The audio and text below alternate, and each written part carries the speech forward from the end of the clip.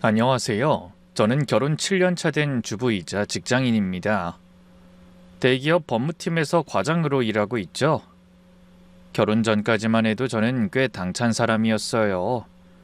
학창 시절부터 어떤 일이든 계획적으로 해왔고 직장에서도 인정받으며 승승장구했죠. 그런데 결혼하고 나니 모든 게 달라지더라고요. 특히 시댁과의 관계에서는 제가 아무리 노력해도 늘 부족한 며느리 취급을 받았습니다. 속으론 답답하고 화가 날 때도 많았지만 남편과 가정의 평화를 위해서 참았죠. 그런데 그게 맞는 건지 살다 보니 계속 고민이 됐어요. 그러다 몇 해 전 저에게 정말 큰일이 일어났습니다. 그 일을 겪으면서 저도 남편도 시댁도 많은 것이 변했죠. 전 오늘 여러분께 그때 겪은 일에 대해 들려드리려고 합니다. 평범한 것 같지만 결코 평범하지 않은 우리네 인생 이야기이니 끝까지 함께 해주시길 부탁드릴게요. 전 회사에서 나름 인정받는 직장인이라 승진도 빠른 편이었어요. 밤늦게까지 야근하는 날도 많았지만 그래도 제가 좋아서 선택한 일이니 힘든 줄 몰랐죠. 그런데 이렇게 똑부러진 저도 결혼하고 나서 한 가지 고민이 생겼습니다. 바로 아이 문제였어요. 이것만큼은 제가 마음먹은 대로 잘 되지 않더라고요. 처음에는 저를 좋게 봐주시던 시어머니도 결혼하고 3년이 지나자 말투가 점점 달라지기 시작하셨습니다. 요즘 젊은 애들은 왜 이렇게 애를 안 낳으려고 하는지 모르겠다. 내 친구 며느리는 결혼하자마자 임신해서 벌써 둘째를 가졌다더라. 그러다 결혼 4년 차가 됐을 때는 더 노골적으로 말씀하셨어요. 현진아, 너 병원은 가봤니? 가만히 입 벌리고 서서 감 떨어지기만 기다리지 말고 적극적으로 노력을 하란 말이야. 그 말을 듣는 순간 얼굴이 붉어지고 자존심이 너무 상했어요. 물론 저도 걱정이 안 되는 건 아니었습니다. 그래서 남편이랑 산부인과에도 가보고 검사도 받아봤는데 특별히 문제가 있다는 소리는 못 들었거든요. 그냥 좀 더 기다려보라고 스트레스 받지 말라고만 했죠. 근데 시어머니는 그런 결과에 믿음이 가지 않으셨나 봐요. 검사 결과가 정상이라면서 왜 애가 안 생겨? 분명히 뭔가 문제가 있는 거야. 그 의사 말만 믿지 말고 다른 병원에도 좀 가보라니까. 그러더니 급기야 시누이와 저를 비교하시기도 하셨죠. 여자가 밖에서 일만 잘하면 뭐하니? 자고로 여자가 하는 일 중에 가장 중요한 일은 애를 낳는 거야. 너희 시누이 봐라. 결혼하고 바로 애를 가졌잖아. 시누이는 저보다 2살이 어리지만 결혼을 일찍 해서 아들이 둘이나 있었어요. 그런 시누이와 아이 못 낳는 저를 비교하시며 이런 말씀도 하셨습니다. 너도 당장 그 시답지는 회사 생활 그만두고 애부터 갖도록 노력해라. 일하면서 스트레스 받고 야근하고 그러니까 몸이 망가져서 애가 안 생기는 거야. 여자가 뭘 그렇게까지 일을 해. 당장 그만두고 집에서 몸 관리나 해. 시어머니는 당연하다는 듯이 그렇게 말씀하셨어요. 제가 일하는 게 죄라도 되는 것처럼요. 저는 혹시 아버님이 저를 위해 한마디라도 해주시지 않을까 하며 바라봤습니다. 하지만 시아버지는 그냥 TV만 열심히 보고 계시더군요. 아버님은 평소에도 말씀이 없고 집안일에 참견하는 걸 싫어하셨죠. 그래도 남편은 다르겠지 싶어 하소연도 해봤습니다. 오늘 어머님 댁 갔을 때 또 회사 그만두라고 그러셨어. 내가 너무 힘들게 일해서 애 못 낳는 거라고. 하지만 남편도 저에게 실망을 주긴 마찬가지였어요. 제 말을 듣고 위로하긴커녕 한숨만 쉬더니 이렇게 말했거든요. 엄마가 오죽 속상하시면 그러시겠어. 이해해드려. 그 순간 정말 허탈했어요. 남편마저 시어머니 편이라는 걸 확인하니 울컥하더라고요. 제가 얼마나 힘든지 얼마나 상처받았는지는 생각도 안 하고 그냥 시어머니가 속상하시니 이해하라고만 했죠. 그래서 섭섭한 마음에 저도 모르게 이런 말이 튀어나왔습니다. 자기야, 나도 아이 갖고 싶어. 근데 그게 내 맘대로 되는 게 아니잖아. 근데 왜 어머닌 나한테만 그러셔? 엄마 입장에선 속상하실 수도 있잖아. 알았어. 다시는 그런 말씀하지 마시라고 할게. 됐지? 남편은 그렇게 말했지만 실제로 시어머니께 제대로 말한 적은 없었어요. 별거 아닌 일로 집안에 문제 일으키지 말자고 생각하는 것 같더라고요. 그렇게 결혼 5년 차가 됐습니다. 저는 여전히 임신이 안 됐고 시어머니의 잔소리는 날이 갈수록 점점 심해졌어요. 회사 그만둬라, 일하지 마라, 왜 애가 안 생기냐, 병원 가봐라, 끝이 없었습니다. 솔직히 그쯤 저는 지치다 못해 한계를 느끼고 있었어요. 임신이 안 되는 것도 스트레스인데 거기에 시어머니의 압박까지 더해지니 정말 숨이 막히더라고요. 그래서 혼자 몰래 울기도 많이 울었습니다. 내가 뭘 잘못했다고 이런 일이 생긴 거지? 애는 부부가 같이 만드는 건데 왜 나만 이렇게 힘들어야 해? 꼭 내 문제만은 아닐 텐데. 그런 생각이 머릿속에서 떠나질 않았죠. 그런데 정말 기적처럼 그 해 저는 임신을 하게 됐습니다. 몸이 이상해서 설마 하는 마음에 임신 테스트기를 사용해봤는데 2줄이 떴죠. 처음엔 믿기지 않더라고요. 너무 오래 기다려온 순간이라 혹시 착각이 아닌가 싶었어요. 그래서 서둘러 병원에 가 확실하게 임신임을 확인받고 산모 수첩까지 받았습니다. 그제야 정말 제가 임산부임이 실감나더군요. 저녁까지 기다렸다 남편한테 이 사실을 말했더니 저를 와락 끌어안고 한동안 말이 없더라고요. 그러다 떨리는 목소리로 이렇게 말했죠. 현진아, 고마워. 내가 아빠가 되다니 정말 믿기지 않는다. 진짜 고생했어. 나 앞으로 너랑 우리 아기한테 부끄럽지 않은 사람이 되도록 열심히 노력할게. 그런 말을 들으니 또 울컥해서 눈시울이 붉어졌어요. 그 순간만큼은 정말 행복하더라고요. 그 후로 흥분한 남편이 시댁에 이 사실을 알리자 시어머니도 너무 기뻐하셨어요. 정말이지? 내가 그렇게 매일같이 기도했는데 드디어 된 거야? 현진아, 정말 잘했다. 우리 며느리. 시어머니가 절 그렇게 칭찬하신 건 그때가 처음이었어요. 그 말 한마디에 그동안의 서운함이 눈 녹듯 사라지는 것 같았죠. 평소 말없고 무뚝뚝하기만 한 시아버지도 웃으면서 축하해 주셨고 시누이도 축하한다고 전화까지 했더라고요. 온 가족이 기뻐하니까 저도 덩달아 더 행복해졌습니다. 그때부터 저는 몸가짐을 정말 조심히 했어요. 회사에도 임신 사실을 알리고 무리한 업무는 피했죠. 야근도 줄이고 점심도 꼭 챙겨 먹었어요. 아이를 위해서라면 뭐든 할 수 있었거든요. 병원에 갈 때도 꼭 남편과 동행해 초음파로 아기를 보고 심장 소리도 들었습니다. 처음엔 작은 점 같았던 아기가 점점 사람 모양을 갖춰가는 게 신기하고 감동적이었어요. 심장 소리를 처음 들었을 땐 남편도 저도 눈물을 흘적였죠. 저렇게 작은 생명이 내 안에 있구나. 내가 정말 엄마가 되는 거야. 그런 생각에 가슴이 벅차올랐습니다. 그렇게 임신 12주가 지나니까 입덧도 조금 줄어들고 안정기에 접어들었다는 말을 듣게 됐어요. 조금만 더 있으면 성별도 알 수 있다고 하더군요. 남편과 저는 아기 이름을 뭐로 할지 이야기하기도 했어요. 그리고 아이방은 어떻게 꾸며야 할지, 유모차는 어떤 걸로 살지 행복한 고민을 하며 하루하루를 보냈습니다.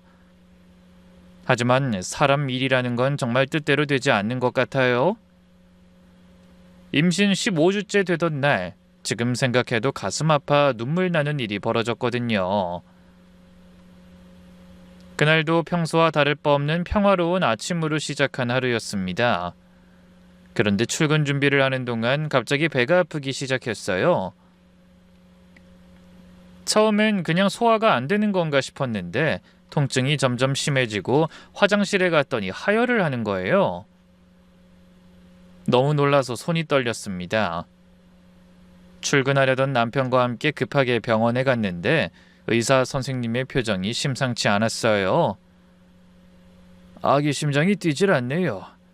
그 말을 듣는 순간 머릿속이 하얘지더군요. 얼마 전까지도 멀쩡하게 뛰던 아이 심장이 멈췄다니 믿을 수 없었어요. 놀라서 아무 말도 못하는 저희 부부에게 의사는 안타까운 목소리로 너무나 잔인한 한마디를 내뱉었습니다. 유산입니다. 그 말이 믿기지 않아 그냥 멍하니 앉아 소리 없이 눈물만 흘렸던 것 같아요. 어떤 아이든 다 소중하겠지만 그 아이야말로 정말 귀하디 귀한 아이였어요. 5년을 기다려서 어렵게 가진 아이였는데 그렇게 쉽게 떠나버리다니 태어나서 생전 처음 겪는 아픔이었습니다. 그런 충격과 슬픔 뒤에 따라오는 건 끝없는 자책이었어요. 내가 뭘 잘못한 걸까?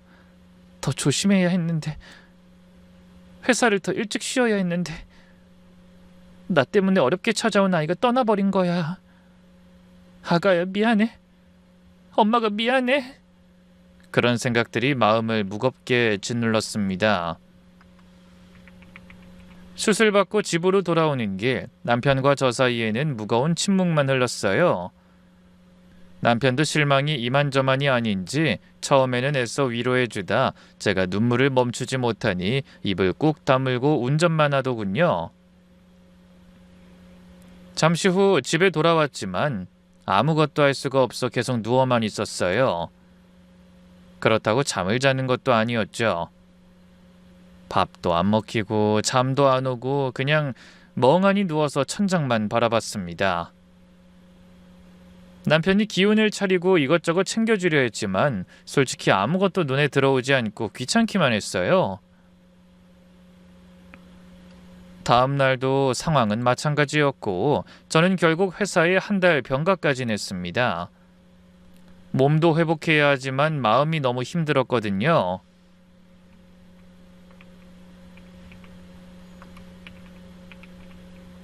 혼자 조용히 쉬면서 마음을 추스르는 시간을 갖고 싶었어요. 헌데 그런 아픔을 겪은 지 사흘 만에 그 사건이 일어났습니다. 그날도 저는 여전히 침대에 누워 있었어요. 아침이 왔지만 커튼도 열지 않은 채 어두운 방에서 하루 종일 천장만 바라보고 있었죠. 밥도 제대로 못 먹었어요. 남편이 출근 전에 죽을 끓여놓고 갔는데 손도 대지 않았습니다. 입맛이 없다기보다는 뭔가를 먹는다는 행위 자체가 너무 힘들더라고요. 그때 현관 비밀번호 누르는 소리가 들렸습니다. 남편은 출근했고 올 사람이 없는데 누구지 싶었어요. 근데 제가 몸을 일으키기도 전에 방문이 벌컥 열리더니 시어머니가 들어오셨습니다. 현진아, 괜찮니? 저는 순간적으로 당황했어요. 미리 연락도 없이 갑자기 오신 것도 노크도 없이 방문을 열어보신 것도 놀랄 일이었죠. 그래도 저를 걱정스럽게 바라보시는 눈길에 억지로 몸을 일으켰습니다. 어머니 오셨어요? 그래, 우리 며느리 많이 힘들지? 아유, 왜 진작 연락을 안 했어? 오늘 진석이한테 얘기 듣고 깜짝 놀라서 달려왔다. 그러더니 제 손을 잡으시면서 눈물을 글썽이셨어요. 그 손길이 너무 따뜻하게 느껴져 또 눈물이 왈칵 쏟았습니다. 솔직히 그동안 시어머니한테 서운한 게 많았거든요. 근데 제가 힘들 때 찾아와 진심으로 위로해 주시니까 마음이 좀 풀리는 것 같더라고요. 아, 어머니가 그래도 내 걱정을 하시는구나 싶은 생각이 들어 감사하기도 하고 죄송하기도 했어요. 저는 시어머니의 손을 잡은 채 울먹이며 말했습니다. 괜찮아요, 어머니. 걱정 끼쳐 죄송해요. 저는 애써 괜찮은 척 웃었어요. 그랬더니 시어머니가 고개를 저으며 말씀하셨죠. 아이 괜찮긴 뭐가 괜찮아.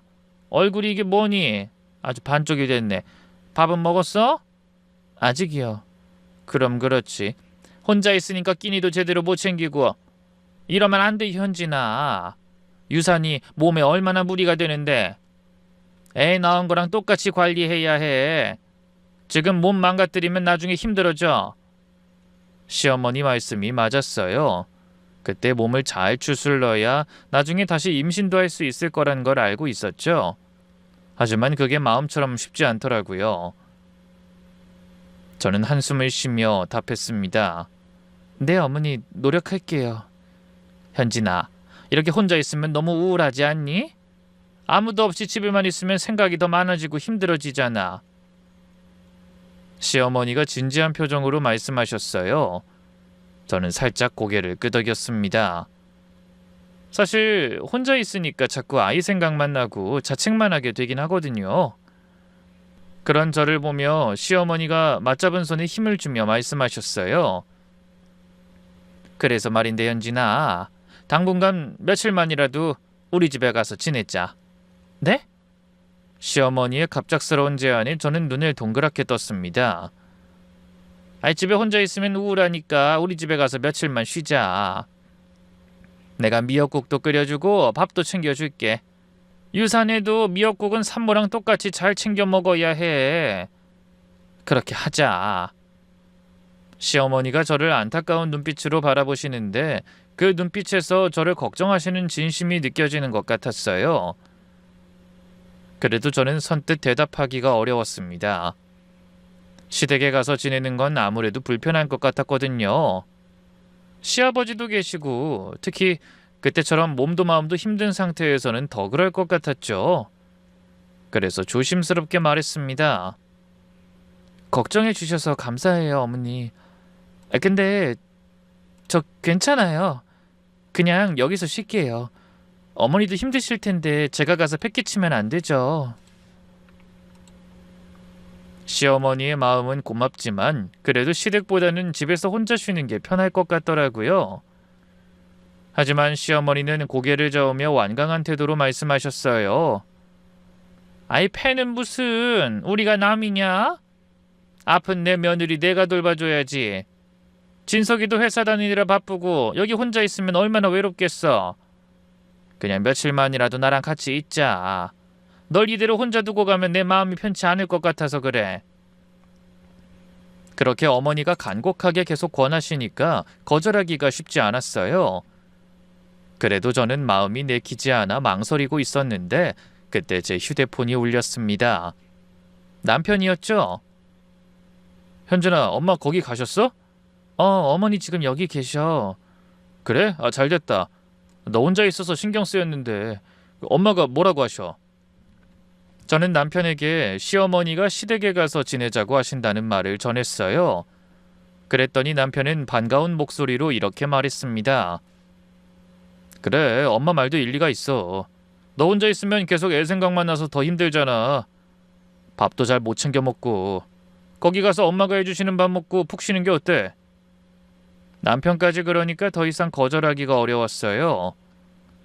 두 사람이 한 목소리로 권하는데 계속 싫다고 하면 제가 너무 예의 없는 것 같았거든요. 게다가 시어머니가 저를 정말 진심으로 걱정하시는 것 같기도 했고요. 그럴게요, 어머니. 그럼 며칠만 신세 질게요. 결국 저는 마음을 돌리고 간단하게 짐을 챙겼습니다. 옷 몇 벌이랑 화장품과 칫솔, 그리고 약 정도만 챙겼어요. 시어머니는 제가 짐 싸는 걸 도와주시면서 연신 잘 생각했다고 하시더군요. 우리 집 가서 아무 생각하지 말고 그냥 푹 쉬어. 내가 맛있는 것도 해주고 잘 챙겨줄 테니 불편해하지 말고. 알겠지?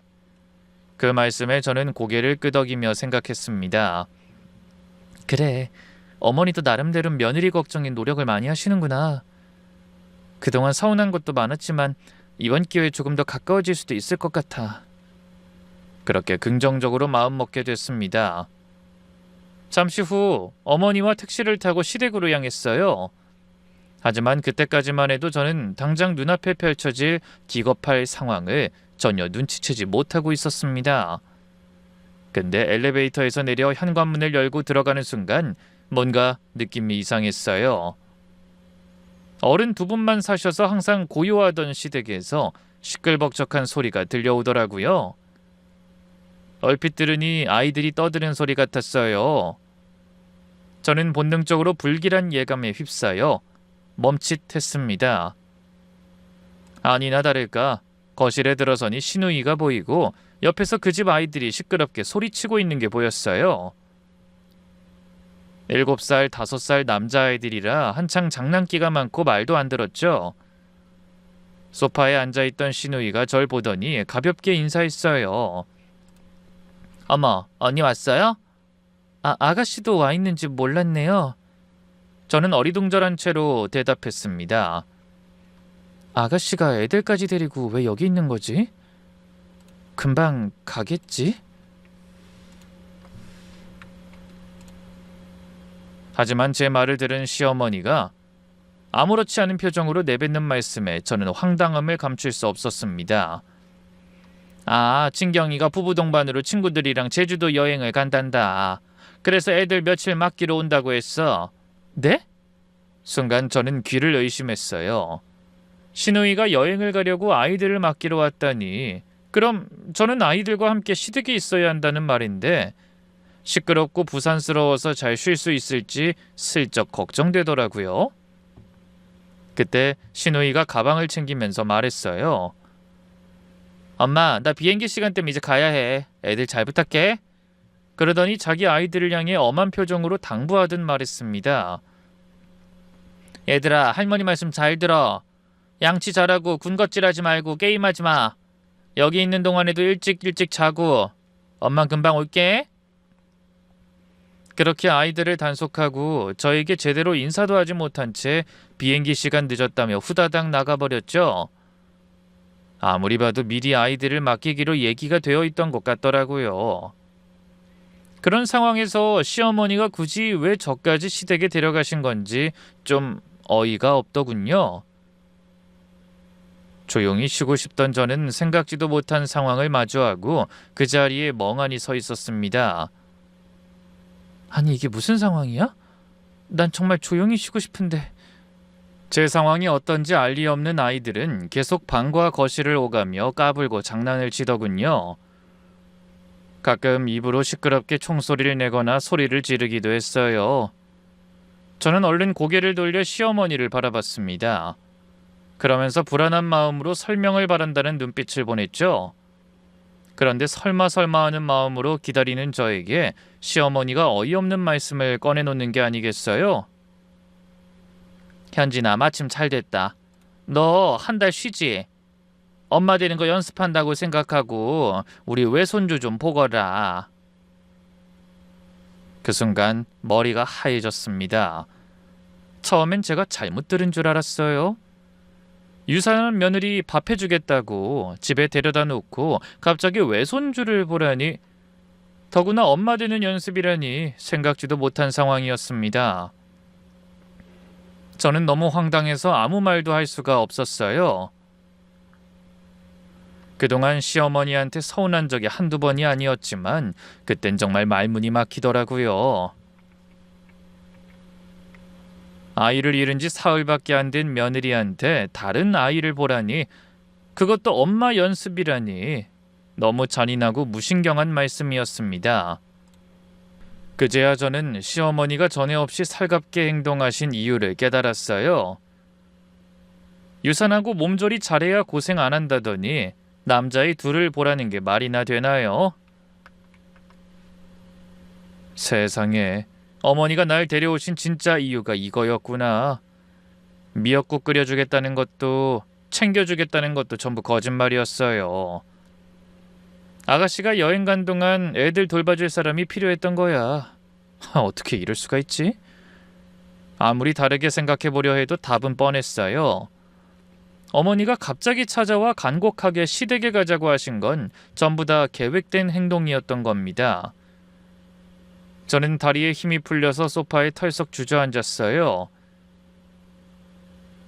아이들은 여전히 시끄럽게 떠들고 있었고 시어머니는 당연하다는 듯이 저만 쳐다보고 계셨죠.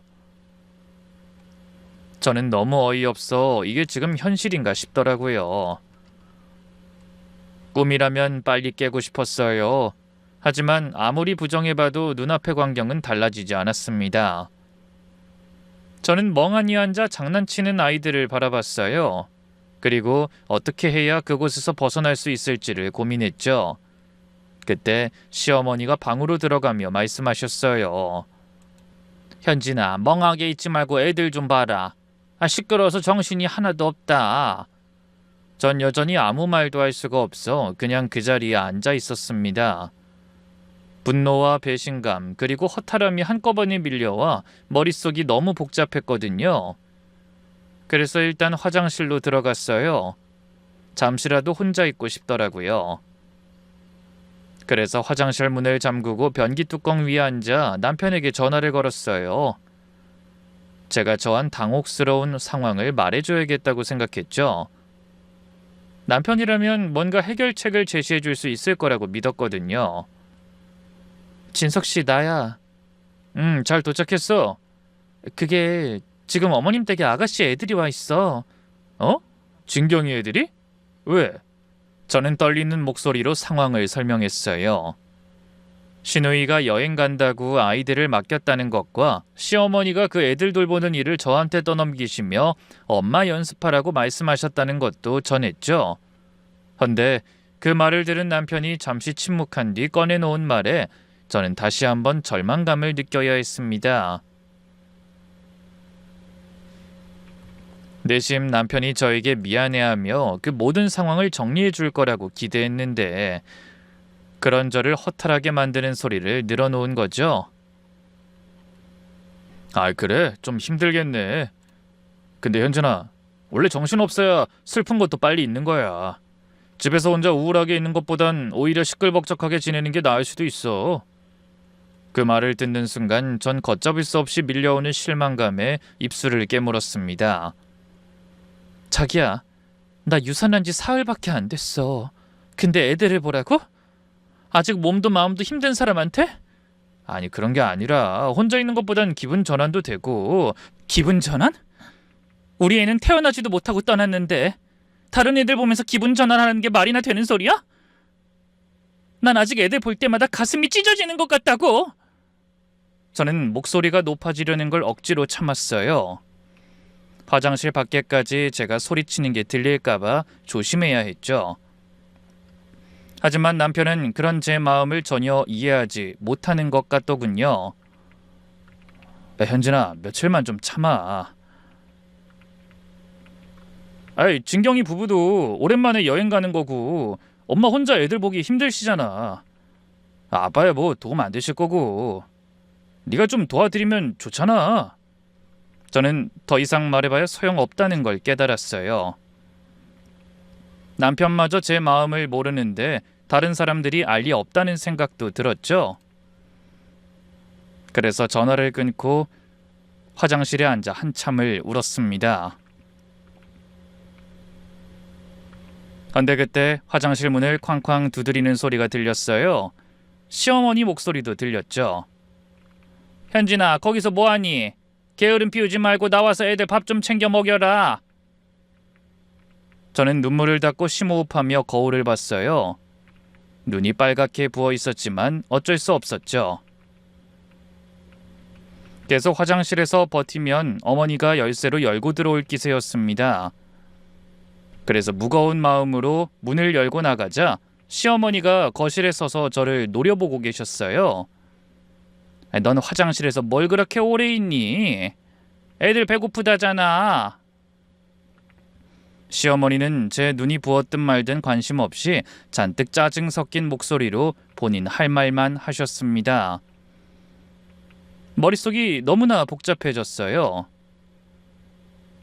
이제 어떻게 해야 하지? 당장 짐 싸서 나갈까? 아니면 남편한테 다시 전화해서 따질까?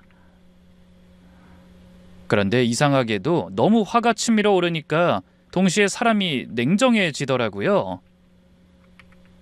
그 상태에서 애보기 싫다고 싸워봐야 아무도 제 편 들어줄 사람은 없고 시어머니를 이길 수도 사과받을 수도 없을 거란 생각이 들었죠. 고집센 어머니가 절대 잘못을 인정하지 않으실 거고 남편도 어차피 시어머니 편이고 시누이는 이미 제주도로 떠나버렸으니까요.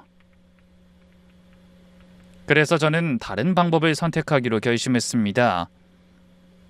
네, 어머니 좋아요. 제가 애들 볼게요. 그러면서 일부러 활짝 웃었어요. 뜻밖의 상황에 어머니가 살짝 당황하신 것 같더군요.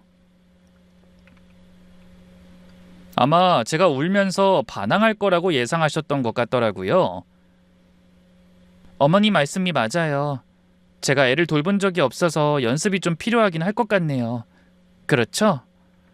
제 말을 듣고 잠깐 멈칫하시던 시어머니는 이내 흡족한 표정을 지으며 이렇게 말씀하셨어요. 그래 잘 생각했다. 역시 우리 며느리가 착하고 현명해요. 며느리가 순순히 자기 말을 잘 따르니 기분이 좋으셨는지 목소리가 한없이 부드러워졌죠. 그러더니 갑자기 허리를 두드리며 이렇게 말씀하셨어요. 아이, 실은 내가 요즘 허리가 너무 아파서 한의원에서 침을 맞고 있어. 네가 애들 좀 봐주면 내가 편히 쉴 수 있을 것 같구나. 저는 속으로 열불이 터졌지만 꼭 참았어요. 유산한 며느리 미역국 끓여주겠다고 꼬셔서 데려와 놓고 본인이 아프다니. 아니, 허리가 아프시면 애초에 아이들을 맞지 말아야 하는 거 아닌가요?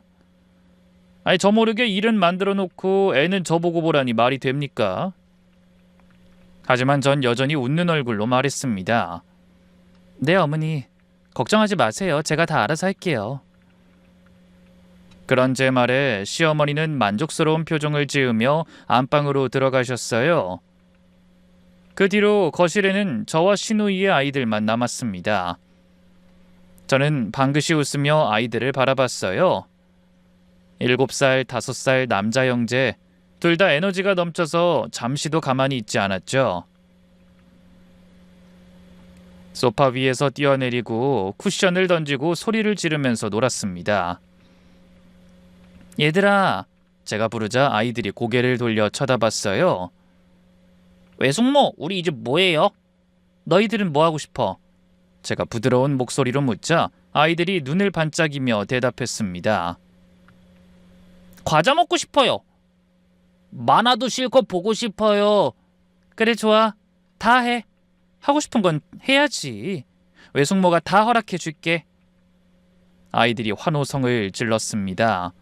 그래서 저는 그 길로 아이들을 데리고 마트에 가서 먹고 싶다는 걸 잔뜩 사왔어요. 과자, 젤리, 초콜릿, 음료수, 라면, 그리고 그걸 전부 거실에 펼쳐놓으며 말했죠. 자, 먹어. 마음껏 먹어. 아이들은 설레는 목소리로 눈을 빛내며 물었습니다. 진짜요? 할머님 밥 먹기 전에 과자 먹으면 안 된다고 했는데. 엄마가 있었으면 난리 났을 거예요. 맨날 이러는 것도 아닌데 뭐. 하루쯤은 괜찮아. 외숙모가 허락했으니까 먹고 싶은 만큼 다 먹고 하고 싶은 거 실컷 해.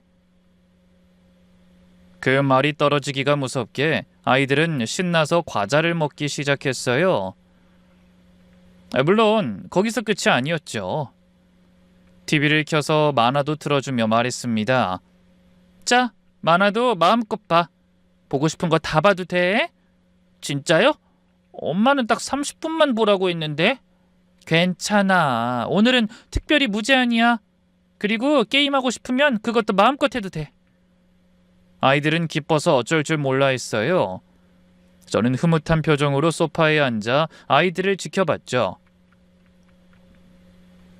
과자를 먹고 음료수를 마시고 만화를 보면서 깨르르 웃는 아이들. 저는 그 모습을 보면서 속으로 생각했습니다.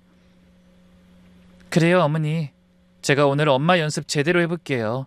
단, 제 방식대로 할 테니 두고 보세요.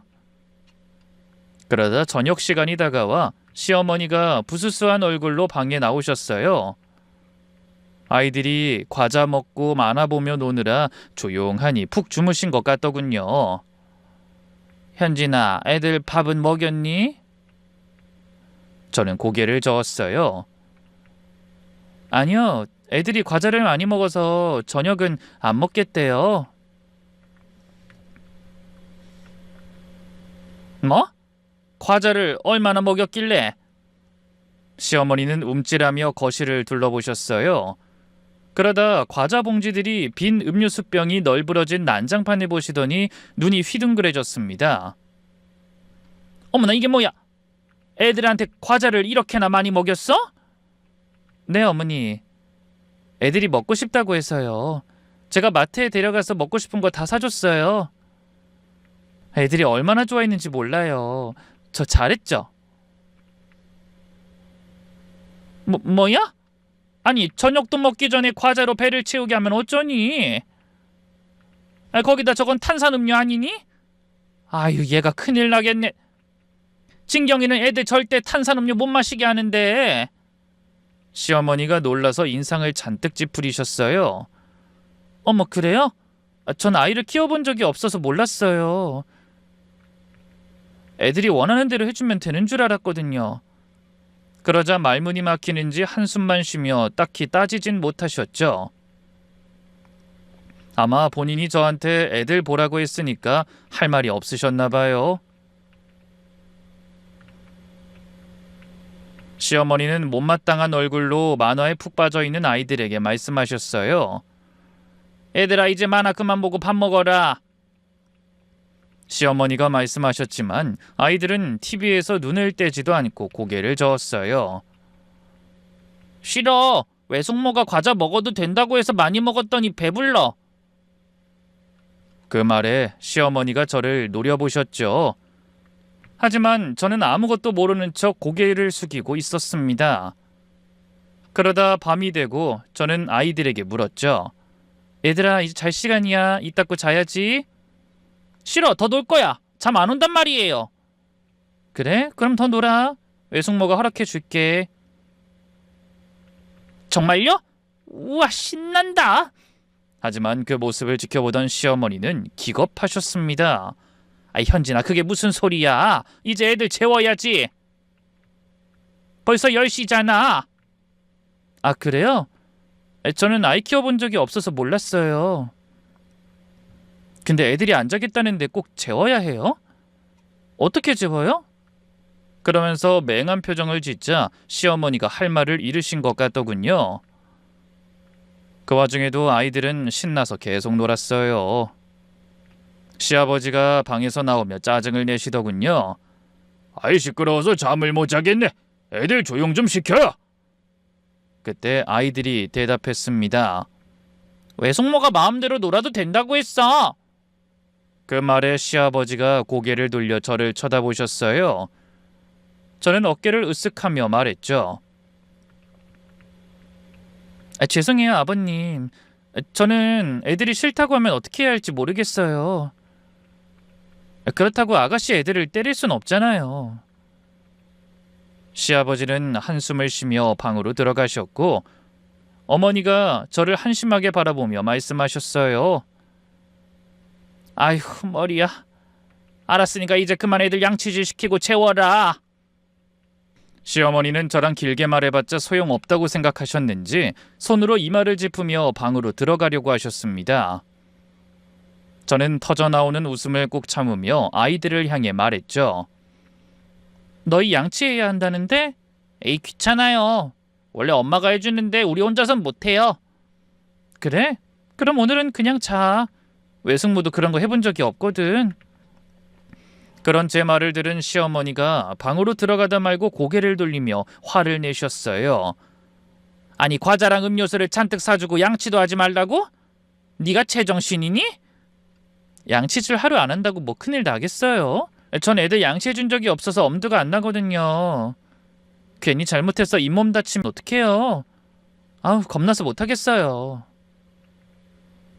그러면서 울상을 짓자 시어머니가 한숨을 쉬며 아이들을 데리고 욕실로 들어가 양치질 시키고 씻긴 뒤 잠옷 입혀 재우셨죠.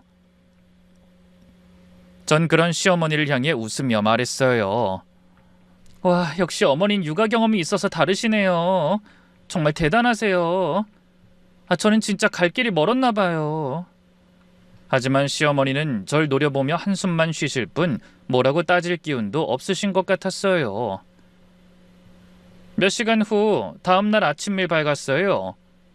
그날도 여전히 아이들은 일어나자마자 아침부터 과자를 먹었지만 저는 막지 않았습니다. 얘들아, 오늘은 뭐 하고 싶어? 게임하고 싶어요. 그래, 게임해. 마음껏 해. 저는 아이들한테 휴대폰을 줬어요. 아이들은 신이 나서 하루 종일 게임만 하더군요. 밥도 안 먹고 유튜브 보다가 게임하다 그러다 지치면 또 만화 보면서 놀았어요. 시어머니가 아이들한테 밥 먹으라고 게임 그만하라고 하셨지만 아이들은 듣지 않았죠. 외숙모가 괜찮다고 했어. 이 말이면 다 해결이 됐습니다. 저는 아이들한테 무제한 자유를 줬거든요. 과자? 무제한, 탄산음료 무제한, 유튜브 무제한, 게임 무제한, 잠자는 시간 없음. 하기 싫은 거 안 해도 됨. 그걸 알게 된 아이들은 불과 하루 만에 길들여지지 않는 야생마가 되어버렸습니다. 그래서 그날은 흥분한 아랫집에서 경비실에 민원까지 넣었죠. 아이들이 너무 뛰어서 시끄럽다고요. 시아버지는 잔뜩 화가 나서 짜증을 내셨어요. 그러니까 애들 좀 조용히 시키라고. 매일 쿵쿵거리니 사람들이 가만히 있어? 이거 원 동네 창피해서. 아니, 현진이가 애 보는 게 서툴러서. 그러게 왜 서툰 애한테 애를 맡겨? 데리고 있기로 했으면 당신이 봐야지. 나 혼자 남자애 둘을 어떻게 봐? 그럼 당신이 좀 도와주든지. 내가 언제 애 봐준다고 한 적 있어? 준경이한테 애 봐준다고 한 건 당신이면서 왜 여기저기 떠넘겨? 똑바로 해. 그러더니 방으로 들어가셨어요. 하지만 아이들이 그런 분위기를 신경 쓸 리가 있나요? 만화 보고 게임하다 신나면 소리 지르고 뛰다가 과자 먹다가 아주 살판 났죠. 그 모습을 보며 도저히 안 되겠는지 시어머니가 이렇게 말씀하셨어요. 현진아, 안 되겠다. 애들은 내가 볼 테니 네가 밥 좀 해라. 밥 때 놓치면 너희 시아버지 노발대발하신다. 시어머니가 화를 억지로 꾹 참으며 말씀하시는 게 느껴졌어요. 저는 고개를 끄덕이며 말했죠. 네, 어머니, 알겠습니다. 부족하긴 하지만 열심히 해볼게요. 시어머니는 그제야 조금 누그러진 표정을 지으셨습니다.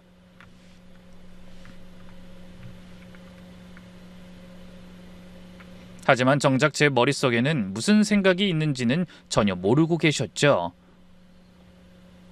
저는 뒤돌아서 부엌으로 들어서며 씩 웃었습니다. 모든 게 저의 계획대로 되고 있었거든요. 시어머니가 직접 아이들을 보겠다고 하셨으니 이제 다음 차례였죠. 저는 앞치마를 두르고 망설임 없이 냉장고를 열어봤어요. 된장, 두부, 호박, 파, 콩나물, 생선, 시어머니가 미리 장을 봐두신 것 같더라고요. 저는 그 재료들을 하나씩 꺼내보며 생각했어요. 된장찌개 끓이고 생선 굽고 콩나물 볶음하고 밥만 지으면 되겠다. 그렇게 계획을 세우고 서둘러 움직였습니다. 잠시 후 저녁 시간이 다가오자 전 열심히 상을 차렸어요. 그리고 시아버지, 시어머니, 그리고 저까지 셋이 밥상 앞에 둘러앉았습니다. 아이들은 또 과자만 먹겠다며 울고불고 난리라 어머니가 김에 싸서 따로 밥을 조금 먹이신 다음이었죠. 시아버지가 먼저 숟가락을 드셨어요. 저는 침을 꿀꺽 삼키며 그 모습을 지켜봤습니다. 한데 된장찌개를 한 숟가락 떠서 입에 넣으신 아버님의 표정이 급격하게 굳어지셨어요. 이게 뭐야? 그러더니 숟가락을 내려놓고 저를 향해 물으셨습니다. 너 찌개에 뭘 넣은 거야? 된장찌개가 왜 이렇게 달아? 저는 놀란 것처럼 눈을 동그랗게 뜨고 대답했어요. 아, 예전에 TV에서 된장찌개에 설탕을 좀 넣으면 맛있다고 하는 걸 본 것 같아서요. 근데 제가 요리를 잘 몰라서 얼마나 넣어야 하는지 몰랐어요. 너무 달아요? 뭐? 누가 된장찌개에 설탕을 넣어? 기가 차는구만. 그러더니 이번엔 새까맣게 탄 고등어를 젓가락으로 집어보다 다시 내려놓으셨어요. 이건 수치냐 생선이냐? 죄송해요, 아버님. 제가 회사 다니느라 음식 만드는 걸 많이 안 해봤어요. 생선 굽는 게 이렇게 어려운지 몰랐어요. 금방 타는 거 있죠? 한숨만 쉬던 시아버지가 콩나물 볶음을 드시더니 그것도 한 젓가락 입에 넣자마자 얼굴을 찡그리셨어요. 이건 또 왜 이렇게 셔? 식초를 통째로 부었냐? 그게 콩나물 볶음에 식초를 넣으면 아삭해질 것 같아서요. 근데 얼마나 넣어야 할지 몰라서 좀 많이 넣었나 봐요. 그러다 시아버지가 밥을 뜨니 떡이 된 밥이 그릇에서 한꺼번에 덩어리로 뭉쳐서 올라왔어요. 아버님은 이제 기가 막힌 듯 픽하고 웃으셨죠. 이건 밥이냐 떡이냐? 그러더니 숟가락을 탁 소리가 나게 내려놓고 저를 노려보셨습니다. 저는 움찔하는 척하며 말했어요. 죄송해요, 아버님. 밥솥도 저희 거랑 다르고 쌀도 달라서 물 조절을 제대로 못했나 봐요. 어머니한테 여쭤보려고 했는데 애들 보느라 힘드신지 못 들으시더라고요. 그래서 그냥 알아서 한다는 게 그만. 그런 제 말에 화살이 시어머니에게 돌아갔습니다. 시아버지가 어머니를 노려보며 호통치셨죠. 밥을 시키려면 제대로 알려주고 시켜야지. 이게 뭐야? 괜히 아까운 재료만 버렸잖아. 앞으로 밥은 쟤 시키지 말고 당신이 해. 시어머니가 굳은 얼굴로 반박하셨어요. 내가 일부러 그랬어요? 애도 제대로 못 보길래 그래도 밥은 좀 할 줄 알았지. 이렇게 엉망일 줄 알았어요? 지가 다 알아서 한다고 넙죽 큰소리 치길래 믿었더니. 그러게 몸도 안 좋은 애는 왜 데려와서 서로 피곤하게 일을 만들어? 진경이 빨리 와서 애 데리고 가라고 하고 현진이는 자기 집에 가서 쉬라고 해. 시아버지가 노여움이 잔뜩 서린 얼굴로 화를 내면서 방으로 들어가시자 어머니가 저를 매서운 눈초리로 노려보셨죠. 저는 그런 어머니에게 잔뜩 주눅든 표정을 지으며 물었습니다. 죄송해요, 어머니. 제가 너무 도움이 안 됐죠. 저녁은 어쩌죠? 짜장면이라도 시킬까요? 전 볶음밥 땡기는데 어머니는 뭐 드실래요? 아버님은 짬뽕 좋아하시죠? 시어머니는 화를 내시려다 말고 어이가 없는지 입술만 깨물며 씩씩거리셨습니다. 그날 밤 저희는 셋이 나란히 앉아 중국 음식을 먹었어요. 그리고 아이들 양치와 뒤치다꺼리를 간신히 마친 시어머니는 연신 아이 허리야, 아이고 내 발자야 하며 신음하시더니 방으로 들어가셨죠. 다음 날 드디어 시누이가 제주도에서 돌아왔습니다. 여행을 다녀와서 그런지 얼굴이 밝더군요. 하지만 집에 들어서자마자 표정이 대번에 굳어졌습니다. 한눈에 봐도 거실이 난장판이었거든요. 빈 과자 봉지가 널브러져 있고 콜라캔이 굴러다니고 아이들은 소파에 삐딱하게 앉아 게임에만 정신이 팔려 있었어요. 그 모습을 본 시누이가 기겁하며 소리쳤죠. 너희들 지금 뭐 하는 거야? 하지만 아이들은 게임에서 눈도 떼지 않고 건성으로 대답했어요. 게임해. 뭐야? 아침은? 밥은 먹었어? 과자 먹었어. 뭐? 과자?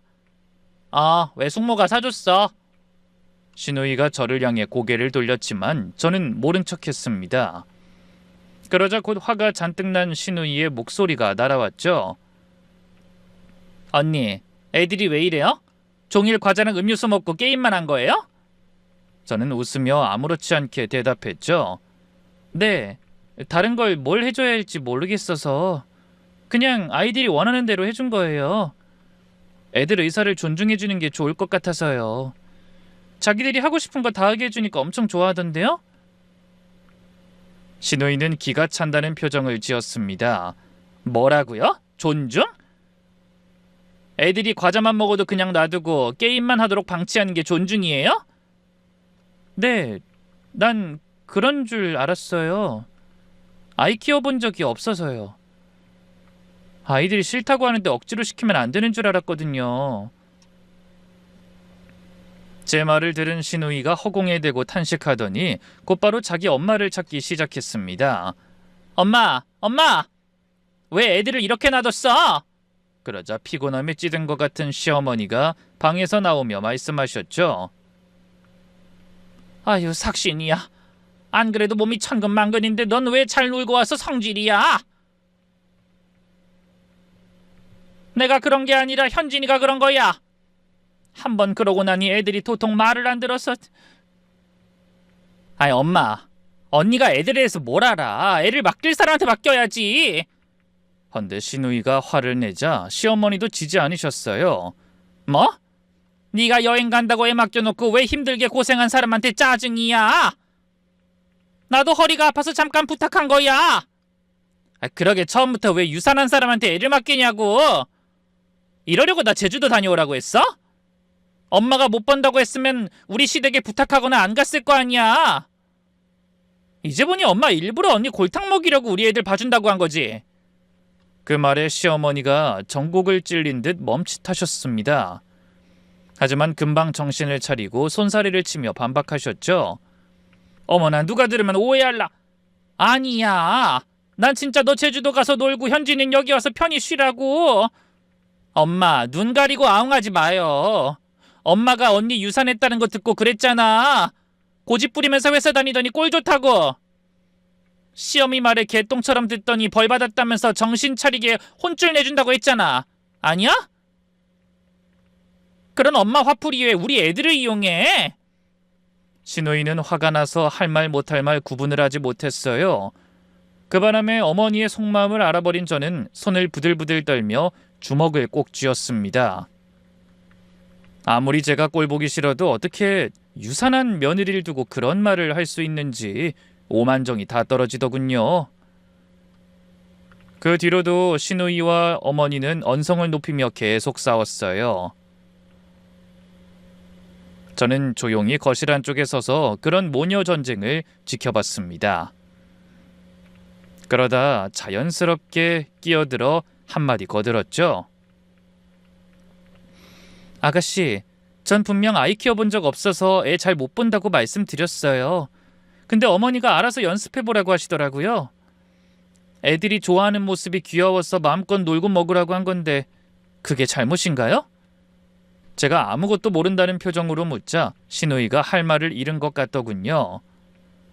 아무리 애들이 좋아한다고 해도 그렇게 막 풀어주면 안 되죠. 그러니까 저는 어머니 말씀대로 엄마 연습한 거예요. 제 방식대로요. 신우이는 저와는 말이 안 통한다고 생각했는지 다시 시선을 돌려 시어머니한테 화를 냈습니다. 언니한테 엄마 연습하라고 했어? 우리 애들을 가지고 연습하라니 그게 무슨 말도 안 되는 소리야. 유산한 사람한테 어떻게 그런 말을 할 수가 있어? 아니, 난 그런 뜻이 아니라. 두 사람이 또 서로 으르렁거리며 싸우기 시작했죠. 아이들은 그 와중에도 게임에서 눈을 떼지 않았습니다. 오히려 더 큰 목소리로 소리 지르며 게임에 집중했어요. 그러다 7살 난 첫째가 소리치더군요. 아이, 과자 더 줘. 과자 더 먹을 거야. 게임 더 하게 휴대폰 충전해줘. 그렇게 두 아이가 떼를 쓰기 시작하자 신우이가 아이들에게 소리쳤습니다. 안 돼, 과자 그만 먹어. 게임도 그만해. 그러자 아이들이 울음을 터뜨렸어요. 외숙모는 다 괜찮다고 했는데 왜 엄마는 안 된다고 해? 애들이 불과 며칠 만에 완전히 통제 불가 상태가 된 겁니다. 저는 속으로 뜨끔했지만 어차피 벌어진 일이라 어쩔 수 없었죠. 그때 시아버지가 방에서 나오셨어요. 며칠째 아이들 뛰는 소리에 시달리시고 제대로 된 밥도 못 드셔서 짜증이 극에 달해 계셨죠. 시끄러! 다 조용히 해! 그 고함에 집안이 일순간 조용해졌습니다.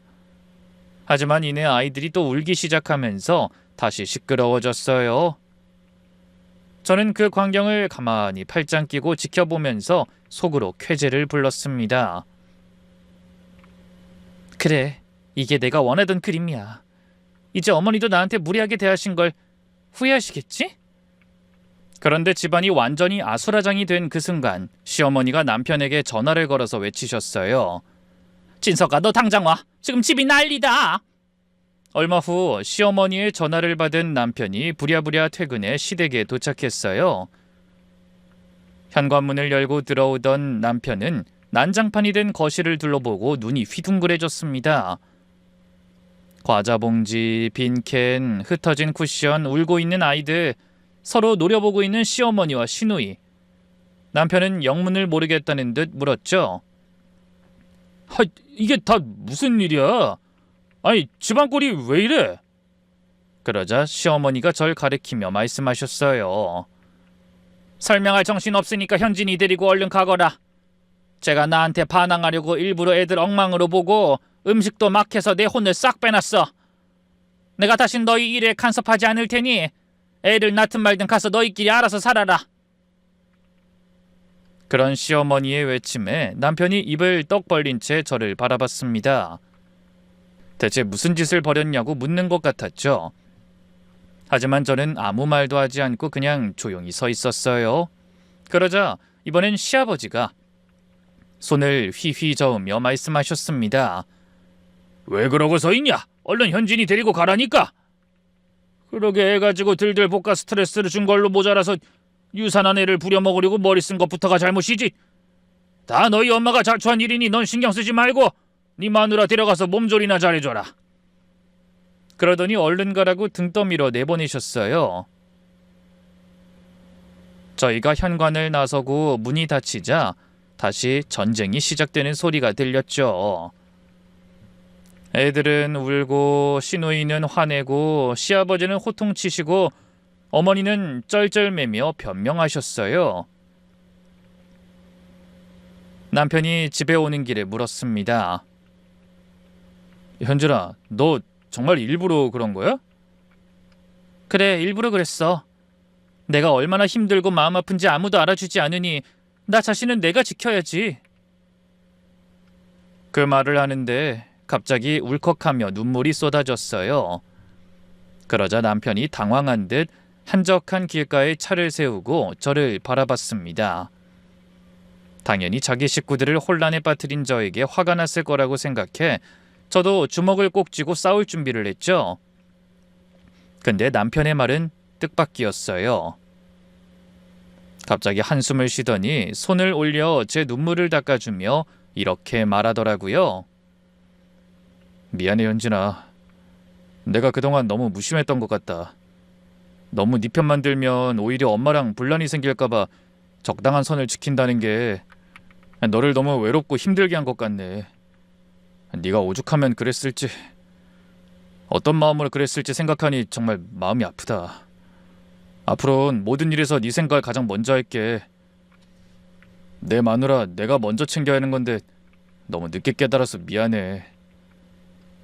생각지도 못한 남편의 사과에 저는 그만 펑펑 울어버렸습니다. 남편은 그런 저를 따뜻하게 안아줬죠. 그 뒤로 저는 남편의 극진한 보살핌을 받으며 건강을 회복했어요. 그리고 다시 아이가 생기면 좋고 안 생겨도 괜찮다는 남편의 말을 들으며 마음을 내려놨죠. 그랬더니 신기하게도 유산하고 6개월 만에 다시 임신하게 됐습니다. 마음이 편하니 아기 천사도 빨리 찾아와 준 것 같더군요. 그리고 이번엔 예쁜 딸을 무사히 출산했답니다. 그렇게 귀한 저희 딸이 오늘 드디어 첫 돌을 맞는 잔치를 했습니다. 양가 어른들과 가족들만 모인 조촐한 잔치였지만 저는 너무나 행복했어요. 가족들은 모두 아이가 건강하게 잘 자라주길 기원하며 저희 부부에게도 축하의 말을 건넸죠. 그 사건 이후로 시어머니의 태도도 완전히 달라졌습니다. 더는 저를 함부로 대하지 않고 늘 먼저 의견을 묻거나 쓸데없는 참견은 하지 않으려고 노력하시는 게 느껴지더라고요. 그래서 저는 그날의 무모한 선택을 후회하지 않기로 했어요. 비록 그때 망가진 아이들의 버릇을 바로잡기 위해 시누이가 고생을 많이 하긴 했지만요. 저는 시누이에게 원망들을 각오를 하고 전화를 했는데 막상 시누이는 제 사과를 웃으며 받아줬어요. 괜찮아요, 언니. 뭐 좀 놀라긴 했지만 같은 며느리 입장으로 언니 마음 이해해요. 그러니까 언니도 우리 엄마 너무 미워하지 말아줘요. 엄마도 많이 반성하시는 것 같거든요. 그렇게 모든 일이 원만하게 해결되어 시어머니에 대한 제 작은 반란과 복수는 성공적으로 막을 내렸습니다. 이제 저는 세상 무엇보다도 귀한 딸과 다정한 남편, 그리고 저를 배려해주는 시댁 식구들과 함께 행복하고 편안한 나날을 보내고 있답니다. 여러분, 만일 그때 제가 부당한 시어머니의 대우를 무조건 참기만 했다면 전 오늘 어떤 모습으로 살고 있을까요? 어쩌면 자기 잘못을 뉘우치지 못한 시어머니는 저를 계속 괴롭히시고 저는 견디다 못해 이혼하거나 스트레스 받아 아직도 아이를 가지지 못했을 수도 있지 않을까요? 그러니 제 사연을 함께 하신 여러분도 이 한 가지만은 꼭 명심해 주셨으면 좋겠습니다. 절대 참는 것만이 최선이 아닙니다. 어떤 방법으로든 부당한 상황에 반발하고 자신을 지키려고 노력해야 하늘도 자신을 돕는다는 걸 저는 이번 일을 통해 깨달았거든요. 그럼 축복 속에 첫 돌을 맞은 저희 딸이 앞으로도 건강하고 바른 아이로 성장할 수 있도록 여러분의 많은 응원 부탁드리며 저는 이만 인사드리겠습니다. 감사합니다.